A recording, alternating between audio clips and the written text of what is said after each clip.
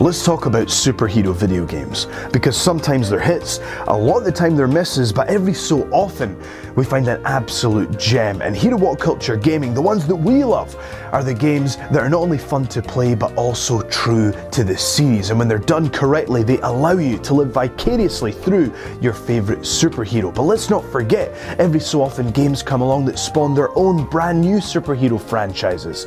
There's a lot to consider, but today I'm Joe Hendry from What Culture Gaming, and we're going to be talking about the 10 best superhero video games. Before we begin, let's quickly go over the rules. We'll accept multiple entries from the same franchise as long as they're not in the exact same game series. Also, when existing franchises are used, we'll give extra credit when there's details from the comics, television series, or movies included in the games. In at number 10, it's Spawn in Demon's Hand for the Dreamcast. Now let me just begin by saying I know I'm going to get a little bit of flack for this one, but I challenge you to go back and play this game because it is an absolute blast, especially in the multiplayer modes. The other thing that's cool about this is it's got so many details and characters from the original series that any die-hard fans of the Spawn series are going to love it, and this is really the game that they've been waiting for. It's fast-paced, there's a huge roster, there's lots of different weapons, but also there's these power-ups that you can use to increase your speed, your power, or defense. These can be used strategically alongside your character and weapon choice, with some characters even being able to morph into a different form to defeat the boss within the time limit. It's a really simple formula, but it's just so damn fun to play. The soundtrack is totally badass, and there's loads of details in there to satisfy die-hard Spawn fans. In at number 9, it's Lego Marvel Superheroes. Traveller's Tales seem to have perfected the formula when it comes to making a Lego game, and this has everything that you'd want from both franchises here. It's got an absolutely huge roster which sees you switching seamlessly between characters. You get to play the whole lot from the Avengers, X-Men, Spider-Man, and even all your favourite villains are playable. The environments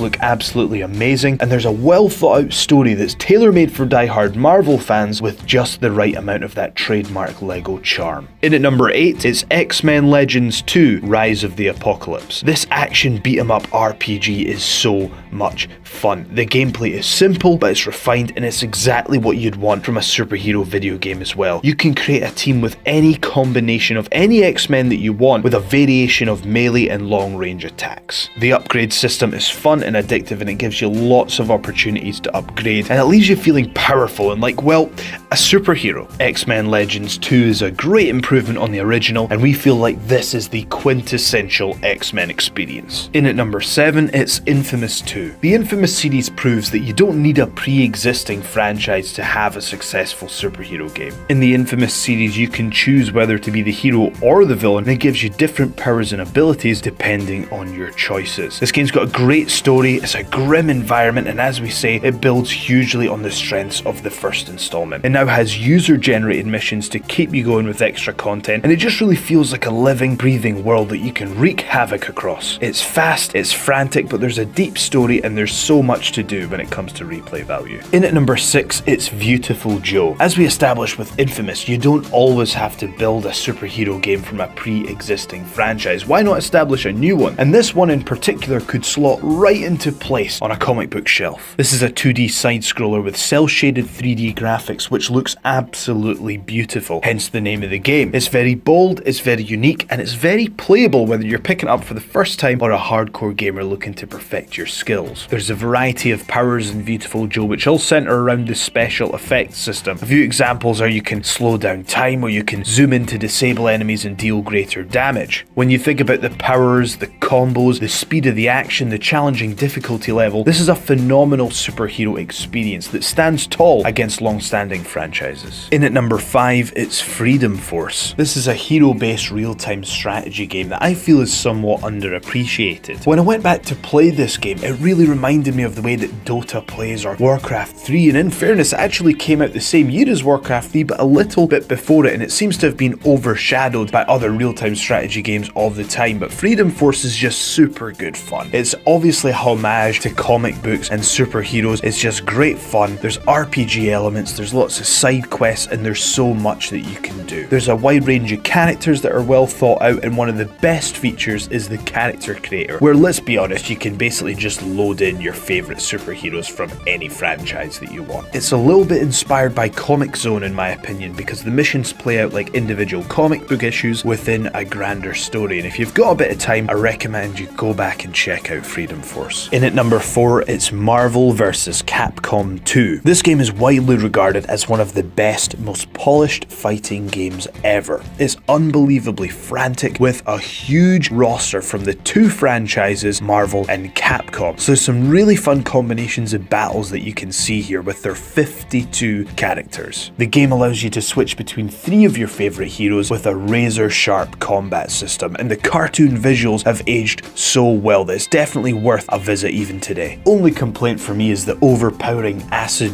jazz fusion soundtrack going on. Not for me, but some people love it. In at number 3, it's Spider-Man for the PlayStation. This has to be one of the most authentic superhero games ever, and this is a perfect balance of being loyal to the original series but also being an amazing game in its own right. To kick the game off, you've got an intro from Stan Lee. Stan Lee, who also, by the way, narrates his way through all the different costume selections that you can unlock throughout the game, some of which are badass, some of which are humorous, but they've got so many of your favorite Spider-Man costumes from the comics, so this is really the perfect game for a die-hard fan. But beyond that, the game itself pushed some boundaries as well, and people forget that this is a PS1 game. It looks so good that people forget that, and it had an element of being an open world to it. Sure, it had linear missions, but you could swing around the city wherever you wanted to, and it really achieved this in a way that hadn't been done on PS1 quite to that level. Couple this with a great story and gameplay that fully utilizes every aspect of Spider-Man that you would want to include in a video game, and what you've got here is just one of the best superhero video games of all time. In at number 2, it's Teenage Mutant Ninja Turtles, the arcade game. Now, one of the reasons we got it in number 2 is for how groundbreaking this was. This came out in 1989. I was 1 year old when this game came out, but had I been old enough to play it, I would have been, because this multiplayer side-scrolling beat-em-up is just so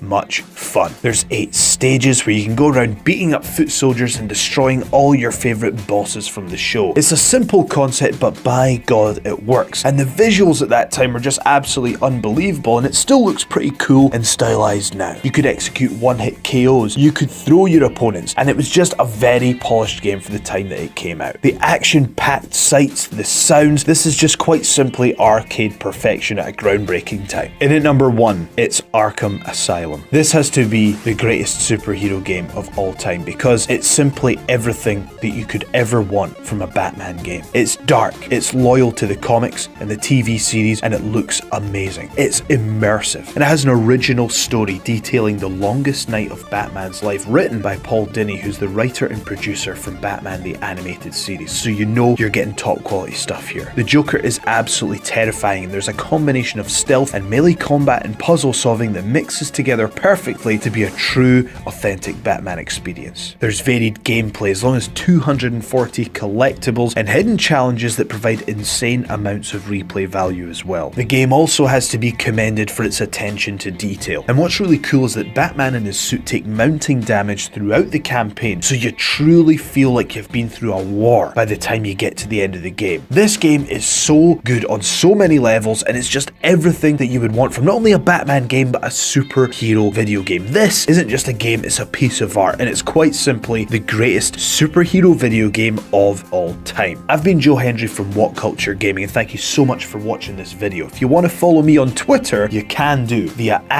@Joe S. Hendry. Make sure that you like, share, and subscribe, and I shall see you next time.